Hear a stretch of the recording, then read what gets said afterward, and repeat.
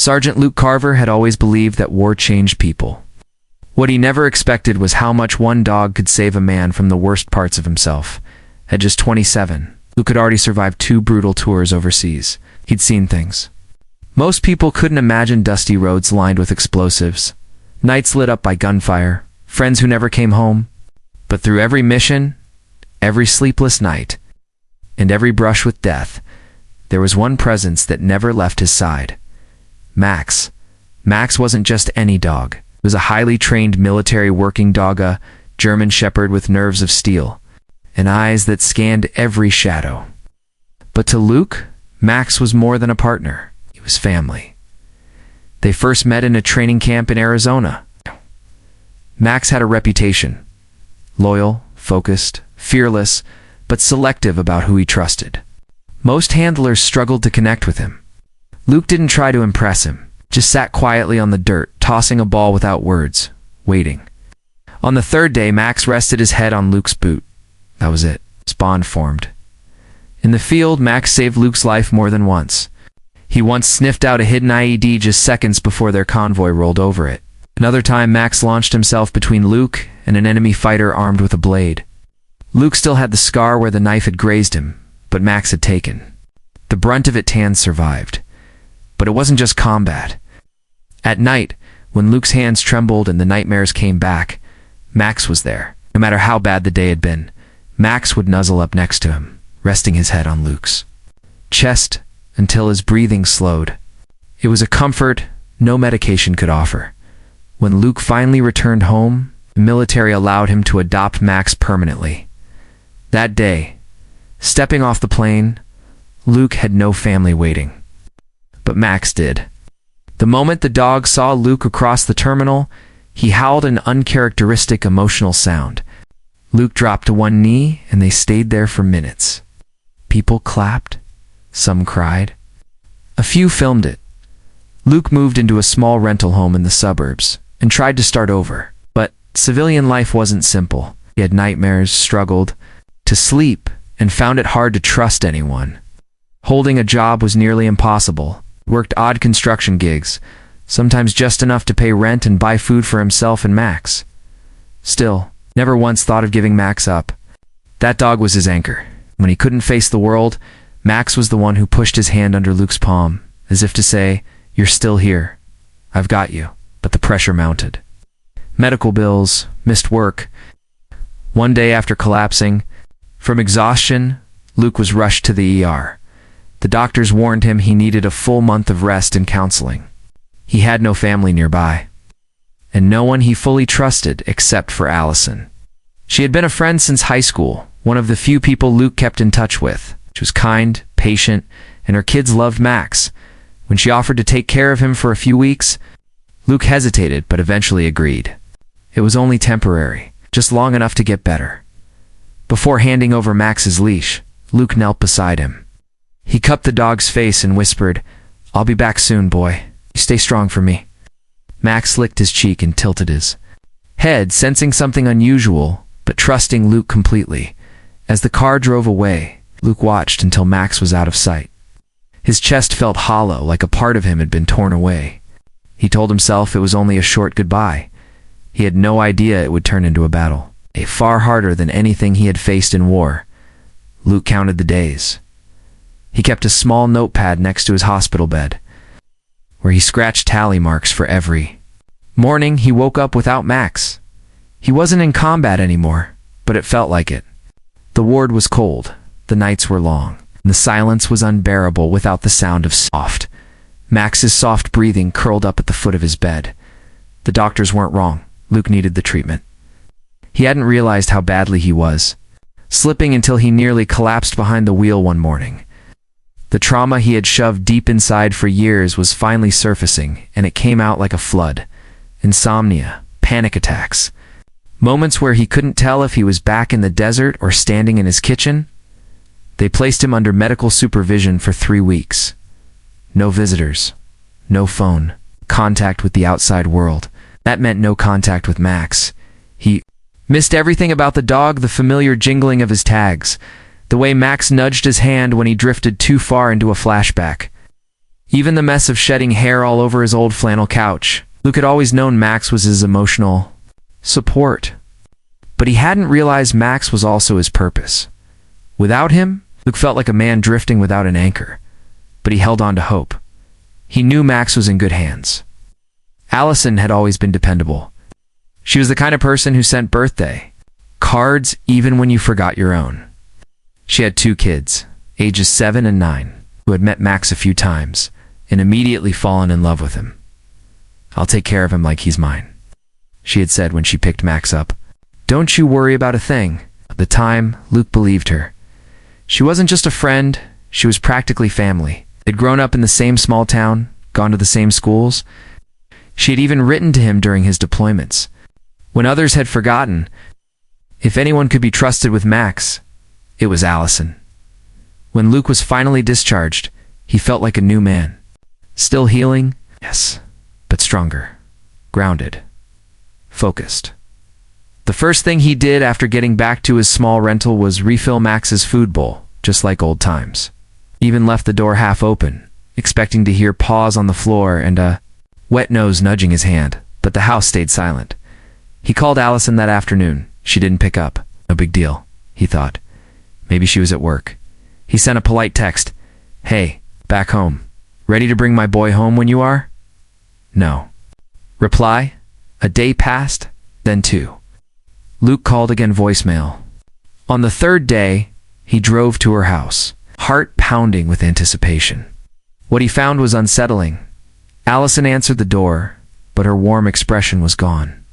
She stepped out onto the porch and closed the door behind her. Luke noticed something immediately. He didn't hear Max barking. No excited paws scrambling behind the screen. No howling, no tail-thumping welcome. "Hey," Luke said, smiling. "I missed him like crazy. Figured I'd come get him." Allison shifted uncomfortably.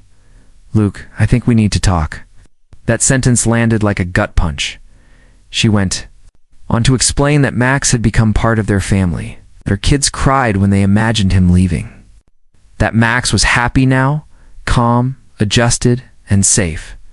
"You're better now, Luke," she said softly, almost like a compliment. "But maybe it's time to let go, for Max's sake."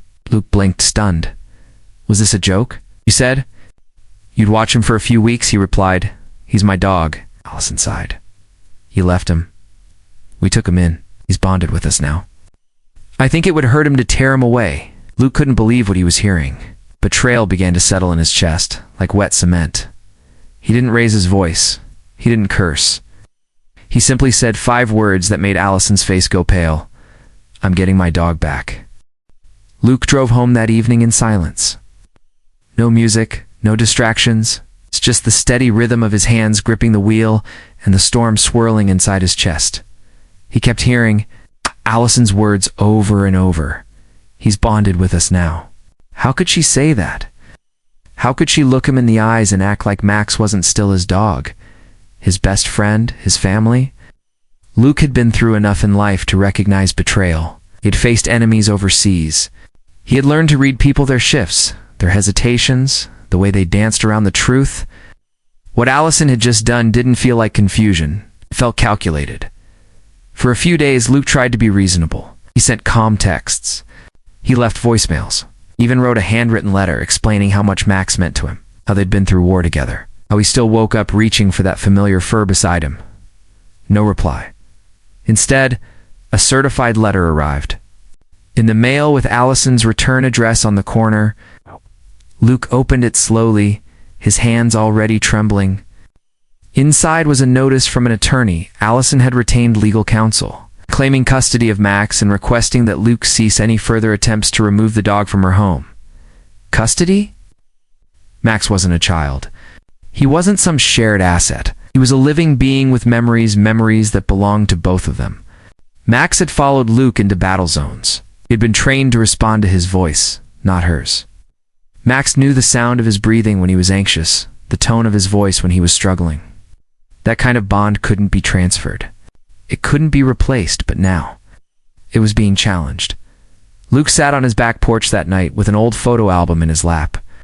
Inside were pictures from the field, him and Max crouched beside rubble, Max in his combat vest, Max licking his face after a long mission. Every page was a reminder of what they had survived. And every image made Luke more certain. He couldn't walk away. He decided to get legal help. The first few lawyers he called were sympathetic, but unsure. It's a tough case, one said. Dogs are considered property, unless you have paperwork. Or registration under your name, it's your word against hers. But I do have paperwork, Luke replied. Max was officially transferred to me by the military. He's registered as my service dog. To change things, Luke found a local attorney who specialized in civil disputes, and after reviewing Luke's documents, she nodded firmly. You have a case, she said. A strong one. Still, she warned him, it wouldn't be easy. Courts didn't always see emotional bonds. They saw paperwork. And Allison's side would likely argue that Max's best interest was with her. Family Luke was ready. He wasn't fighting out of spite. He didn't want revenge. He just wanted what was right. What was promised. What was his. But as the court date drew closer, Luke began to realize that this battle would be bigger than he thought. The local news caught wind of the story. A veteran fighting for his service dog. It was the kind of headline that sparked attention. Soon, people started weighing in on social media, some supporting Luke, others defending Allison. Strangers debated Max's future like it was up for a vote, but Luke didn't care what they said. He knew the truth. Max wasn't just a dog. He was the reason Luke had survived the darkest chapters of his life, and now, with the court date approaching, Luke made a promise to himself. He would walk into that courtroom not just as a veteran, but as Max's rightful partner, and he wouldn't leave without him. The courthouse was quiet the morning Luke arrived. A light rain misted the parking lot, tapping gently on the windshield as he sat in his truck, gripping the steering wheel. Tighter than he realized? Today wasn't just about winning a case, it was about reclaiming a part of himself. He took a deep breath and stepped out. In his pocket was Max's original adoption certificate, signed by the military, stamped and dated. But in his heart, he carried something stronger than documents. Years of loyalty, sacrifice, and love. Luke's attorney, Monica Reyes, met him at the steps. You ready? She asked. Luke gave a small nod. But I've been ready since the day she refused to let me see him. Inside, the small courtroom was already filling with spectators. Word had spread. Local news stations had run a segment titled Veteran Battles for His Service Dog, Legal Tug of War. Veterans, animal lovers, and curious locals had shown up in quiet support. Some war dog tags, a few held small signs. That read, "Give Max back?" On the other side of the aisle, Allison sat next to her attorney, arms folded. She looked nervous, but also determined. Her 2 children were not present, but her husband was. He avoided Luke's eyes. The judge, an older man with silver hair and thoughtful eyes, took his seat and called the room to order. Then the opening statements began. Allison's lawyer spoke first. Your Honor, he began smoothly, we are not here to deny that Mr. Carver served his country with honor. Nor are we here to question the bond he once had with Max. But what matters today is Max's current quality of life. How the dog has adjusted to a peaceful home, one filled with children who adore him. Pulling him from that environment would not serve his emotional well-being. Luke sat quietly, jaw clenched. His emotional well-being? Wanted to speak, but his lawyer placed a calming hand on his arm. Monica rose next. Your Honor, she began, Max is not just a dog. He is a licensed service animal, assigned to a veteran who relied on him not for convenience, but for survival. We have documentation proving legal ownership. But beyond that, we have evidence of a bond forged not in a backyard but on a battlefield. The judge listened carefully, nodding occasionally. Then the testimonies began. Allison was called first. She spoke softly, but firmly. She said Luke had vanished for months, and that she had feared for Max's safety during that time. She claimed the dog had become part of their family routine daily walks, naps with the kids, a yard he had grown to love. He's happy with us, she said, He settled. Why a Prudhomme? Luke's heart pounded. When it was his turn to testify, the room went still. He stood wearing his neatly pressed shirt and his military pins. Nothing flashy. It's real. Your Honor, he began, voice steady but full of weight. I didn't vanish. I was in treatment. I was trying to heal so I could come back and be the man Max needed. I never gave him away. I asked a friend to help. I trusted her. He reached into his bag and pulled out a worn Vestimox's military harness. It still had burn marks from the blast that almost took both their lives. This vest, he said, was on him the day he dragged me from fire. He didn't hesitate. He didn't question if I was good enough. He just came for me. He paused. Now, I'm here to do the same. The judge leaned back in his chair, thoughtful. The room remained silent, some eyes welling with tears. The tension was thick, but the case was far from over. What no one knew was that the next part of the hearing would bring an unexpected order from the judge, one that would shift the entire case in a direction no one saw coming. The courtroom had grown quieter with every word Luke spoke, as if even the walls were holding their breath. When he sat down, still clutching Max's burned military vest in his lap, no one moved, not even Allison. For a moment, it didn't feel like a legal case anymore. It felt like something deeper, something sacred. But the proceedings continued. The judge asked a few follow-up questions. Clarifying the timeline of Max's transfer from the military to Luke, Monica handed over additional documents, including the official handler certification, Max's discharge papers, and letters from Luke's former commanding officer vouching for their bond. Still, Allison's attorney wasn't backing down. He stepped forward. Polite but firm, Your Honor, he said.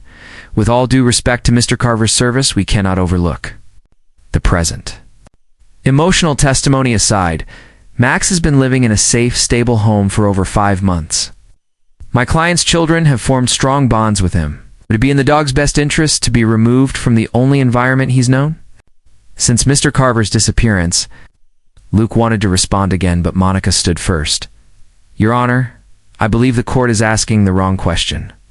It's not about which home is more comfortable. It's about rightful ownership, intent, and most of all, connection. And with your permission, I believe the best evidence of that connection is Max himself. The judge raised an eyebrow. You want the dog brought into the courtroom? He asked. Yes, Your Honor, Monica replied. Let Max show us where. He believes he belongs. There was a brief murmur among the spectators. Even Allison's expression changed. For the first time, she looked unsure. The judge paused, then nodded slowly. Very well, I'll allow it. An officer stepped out of the courtroom to retrieve Max. Luke's heart began to race. He had waited months for this moment, but now that it was here, he was terrified. What if Max didn't recognize him? What if too much time had passed? Allison sat up straighter as the door opened, and then Max entered. The German shepherd walked beside the officer calmly, his coat glistening, his ears alert. But the moment his eyes scanned the room, something changed.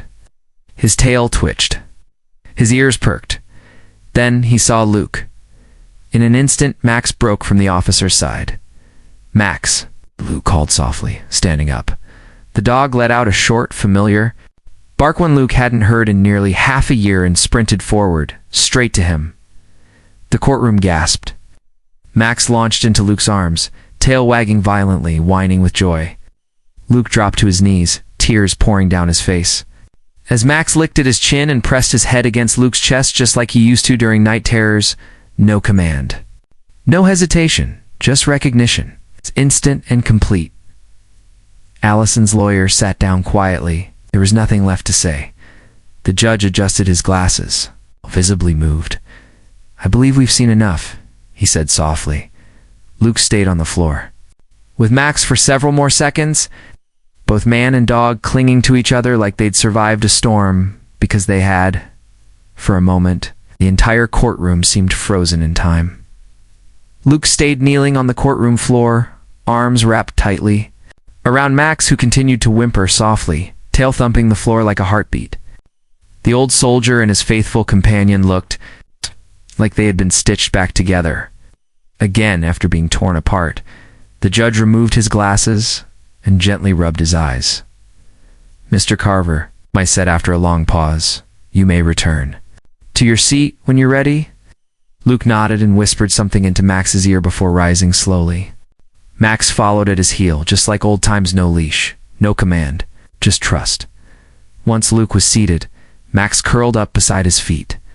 Allison sat silently on the opposite side of the room, her lips pressed into a line.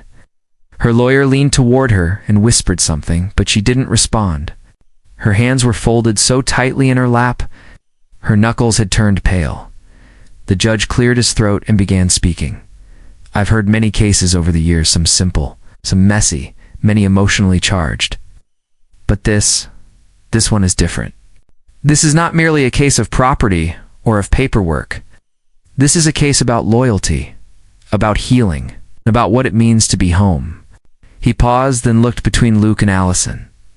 "Legally, the military records confirm that Mr. Carver was granted full ownership of Max upon retirement of the animal. That alone is enough to establish rightful possession. But today I also witnessed something that no document could capture: the unmistakable, unbreakable bond between a man and the one soul who stood beside him through war, through pain, through recovery." Allison shifted uncomfortably in her seat. The judge looked toward her now.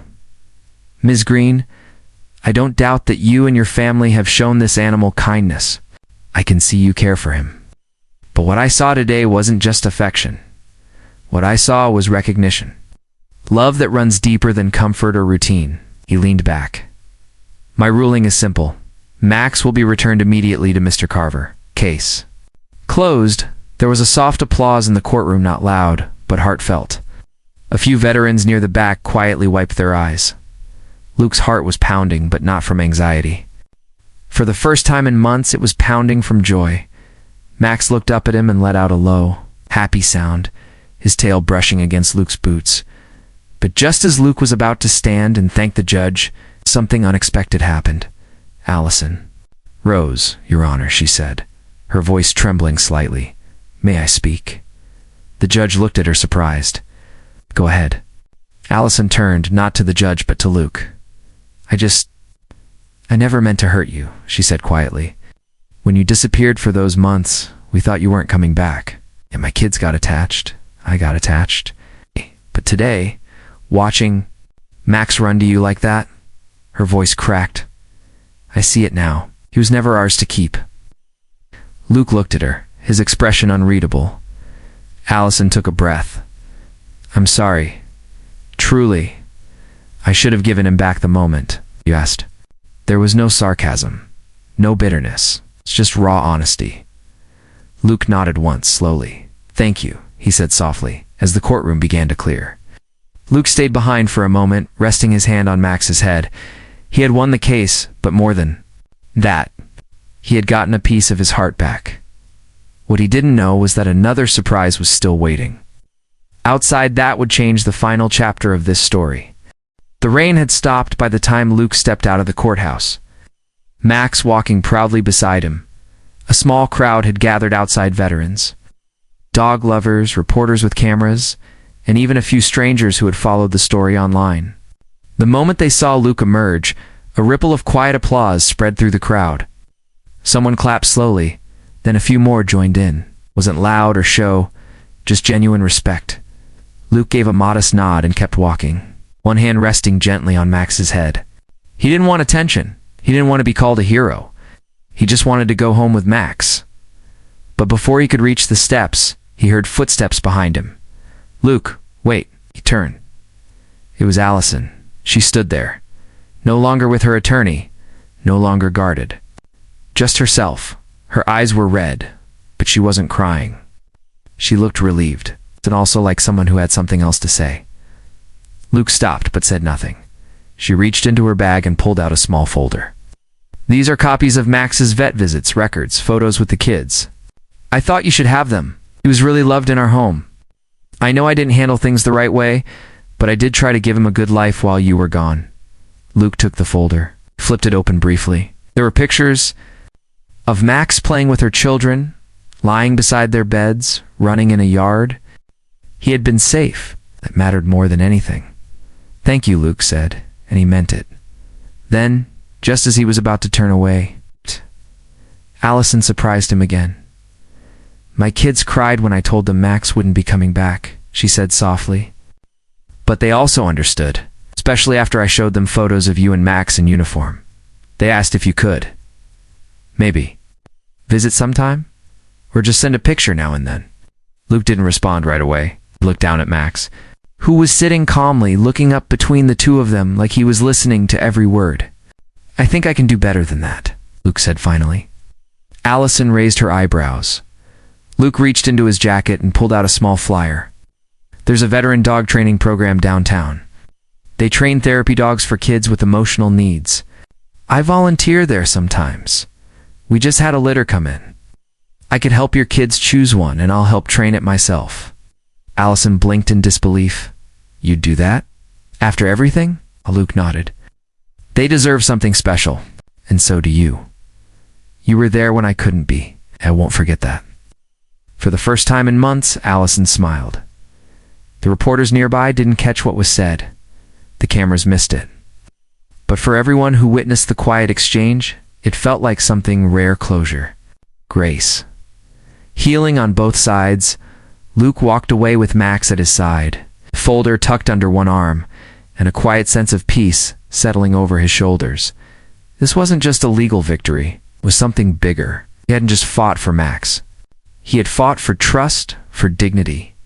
And somehow, in the end, everyone had gained something. Later that evening, Luke sat on his porch as the sun dipped low across the trees. Max rested by his side, his head in Luke's lap. Luke looked out at the horizon, then down at the dog who never once gave up on him. "You're home," he whispered, and for the first time in a long, long while, it truly felt like it. A week had passed since the courtroom doors had closed, but for Luke Carver, it felt like the beginning of something new, not the end. Life moved a little slower now, and that was okay. Mornings started with Max curled up on the foot of his bed, just like before. They went on long walks through quiet trails. Max chased sticks and splashed through shallow streams, always returning to Luke's side without needing to be called. Luke was healing not just from war, but from the kind of wounds people couldn't see. And Max was right there, the way he had always been. But Luke hadn't forgotten Allison's children. He couldn't. The folder she gave him sat on his kitchen counter, and each time he passed it, he thought of the photos: Max sleeping with a child's toy under his chin, Max in a Halloween costume, Max lying by the fireplace. That family had loved him too. They'd just gotten caught in something complicated. So one Saturday morning, Luke made a decision. He drove to the downtown Veteran Training Center, an unassuming brick building tucked between warehouses. Inside was a warm space filled with hope. Volunteers moved through the rooms, helping veterans train young dogs to become service animals for kids, seniors, and those in recovery. Luke walked into one of the side rooms and whistled softly. From a large pen, 6 puppies perked up, wobbly, curious, and clumsy. One of them small, with big ears, and a spotted paw, tumbled over the others and tried to bark. But it came out more like a hiccup. Luke chuckled and reached down. A week later, stood once more on Allison's front porch, this time, holding a little bundle of fur and excitement in his arms. The door opened, and her 2 kids rushed forward. Their eyes widened at the sight of the puppy wriggling in Luke's hands. "Is that for us?" The younger one gasped.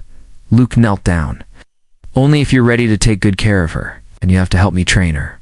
"Deal." They nodded so fast, their hair bounced. Allison stepped out slowly, her face softening at the sight of Luke and the pup. "I didn't expect this," she said, almost in a whisper. Luke smiled. "Max and I are doing fine, but I think there's room for one more story to start." The puppy licked the little girl's cheek, and she squealed with joy as Luke stood. Allison looked him in the eyes. "You really are one of the good ones," she said. "I hope you know that." Luke didn't answer right away. He didn't need to. That night, back at his house, Luke sat on the porch again with Max by his side. The stars were out, and the wind carried the faint sound of laughter from a few houses down. Max lifted his head. Ears twitching, Luke gave him a gentle pat. "They're okay," he said. "She's in good hands." Max seemed to understand, gave a soft huff, and rested his head on Luke's boot. The past was behind them now. The court battle, the confusion, the heartbreak, it all led to this moment.